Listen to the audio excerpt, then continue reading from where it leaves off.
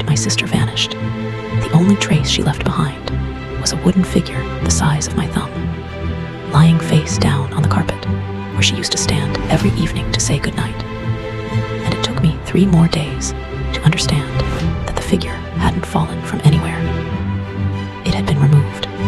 My name is Claire Renwick, and until 6 months ago, I didn't know my family owned a dollhouse older than any of us, sitting quietly in my Aunt Vivian's attic for as long as anyone could remember, wrapped in a canvas sheet nobody ever pulled back. When Vivian died, she left it to me specifically, along with a short, strange note that said only, "Keep it dusted, keep it whole, and never, under any circumstances, remove a figure once it's placed inside." I thought it was sentimental nonsense, the kind of instruction grieving families leave behind that sounds meaningful and means nothing.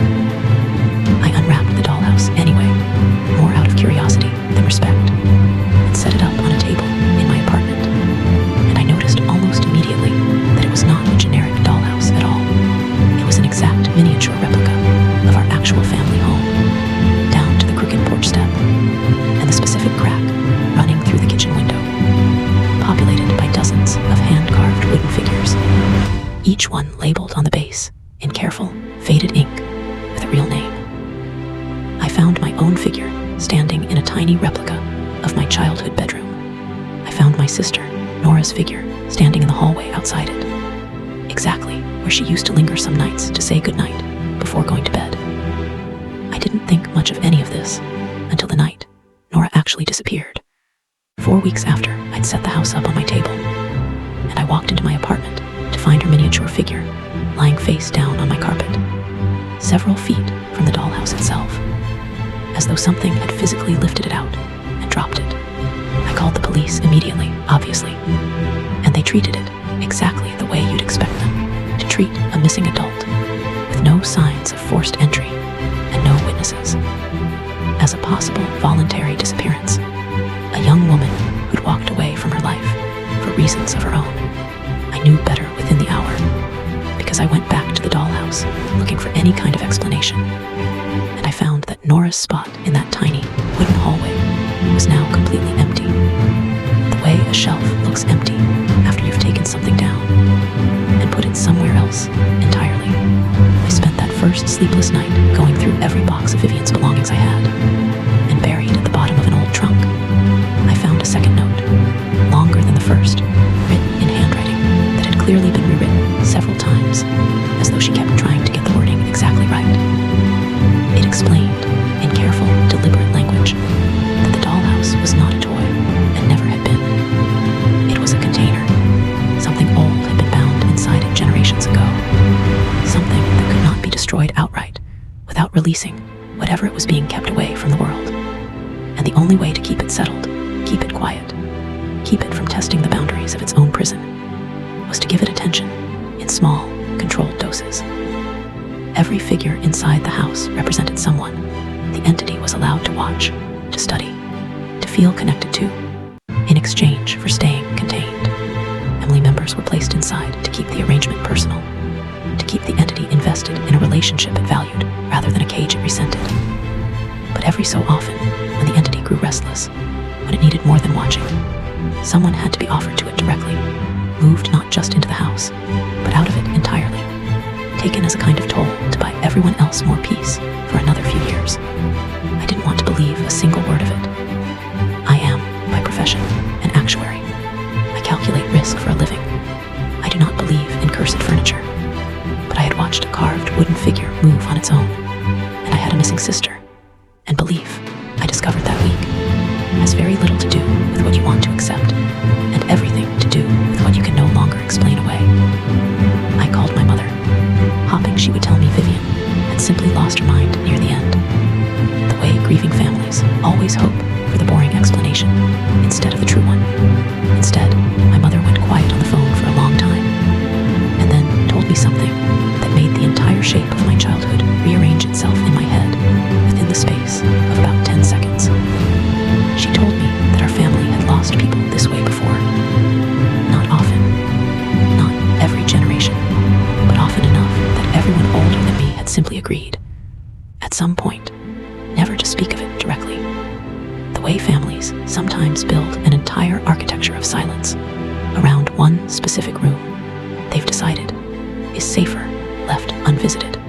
She told me the house needed a keeper, someone responsible for noticing when the entity grew agitated, someone willing to make the hard call when a toll needed paying, and that Vivian had apparently spent the last several years of her life refusing to make that call at all, letting the debt build instead, because she couldn't bring herself to choose who to offer. I understood then why the figure that had gone missing wasn't mine. Vivian had left the debt unpaid for so long that the house had simply chosen on its own, the same way I would later learn. It always eventually does when nobody steps forward first. I went looking through decades of old local newspaper clippings that Vivian had kept, hidden in the same trunk as her notes, and found a disturbing pattern stretching back nearly 100 years. Every 10 or 15 years, a person from our town went missing under circumstances that were never fully explained. Always someone with only a loose connection to her family, a family friend, a hired hand, a young man who'd once courted an aunt before quietly disappearing from town records entirely. Each disappearance corresponded, I now understood, to a new figure being added to the dollhouse. Someone the family had offered to buy more time, exactly the way Vivian's note described. And in every generation, without exception, there had also been one closer, crueler exception. One figure removed entirely, rather than added. Whenever the debt had gone unpaid too long, and the house had simply reached out and taken whichever family member it judged closest and most convenient. I brought the dollhouse to Vivian's actual house, now legally mine as well, wanting to see the two side by side, wanting some concrete proof that the miniature version genuinely mirrored the real one down to a level that couldn't be coincidence. It did. Every crack, every warped floorboard, every detail matched with a precision that made my skin crawl the longer I looked at it. And standing in the real hallway where my sister used to linger, I felt, for the first time in my life, genuinely certain that I was being watched by something that had no eyes. That night, I decided to try something Vivian's notes had never explicitly mentioned, because some instinct told me that if generations of my family had only ever thought in terms of feeding the arrangement or refusing to feed it, nobody had ever seriously considered a third option. I went looking for Nora's figure, hoping it might still be somewhere in the house, rather than genuinely gone. And I found it, finally, tucked behind a loose floorboard beneath the dollhouse itself, exactly where I might have hidden something I didn't want found. It wasn't lying flat and lifeless the way I expected. It was standing upright, positioned carefully, facing a tiny replica door that didn't exist anywhere in the real house at all. A door leading, according to the miniature's layout, down into a basement neither Vivian's house nor mine had ever actually had. I pulled up the real basement floor that same night with a crowbar, in the exact spot the miniature door indicated, and beneath a layer of old concrete, I found a narrow crawl space that had clearly been sealed decades before I was born. Inside it, curled against the dirt wall, alive, breathing, and utterly unable to speak, was my sister. She wasn't hurt in any way I could see. She wasn't restrained. She simply stared at me with the flat, unfocused calm of someone who had been shown something so far outside ordinary human experience that her mind had quietly decided, for its own protection, to stop reacting to anything at all. It took nearly an hour of sitting with her in that crawl space, talking softly, before she finally spoke. And what she told me changed my understanding of the entire arrangement one final time. She hadn't been taken as a toll. She told me, in a voice still thin with shock, that she had gone down there herself 3 nights earlier, because she had found Vivian's notes before I had, weeks before Vivian even died, and had come to believe, wrongly, that if she offered herself willingly instead of waiting to be chosen, she could end the arrangement entirely by refusing the terms of it from the inside. She thought willing sacrifice might break the cycle the way unwilling sacrifice never had.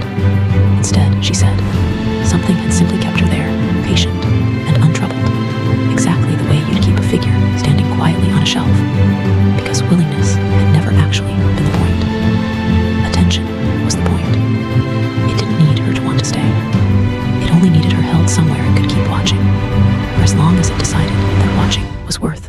releasing her.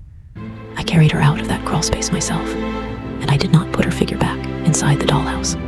Instead, once she was safely upstairs and wrapped in blankets and breathing evenly beside me, I went back down to that table alone, and I did the one thing Vivian's note had explicitly told every keeper before me never to do. I picked up the entire dollhouse, carried it out to the fire pit in the backyard, and burned it completely, watching the tiny wooden hallway and the tiny wooden bedroom, and every carved figure inside it curl and blacken and collapse into the flames, waiting the whole time for something terrible to happen.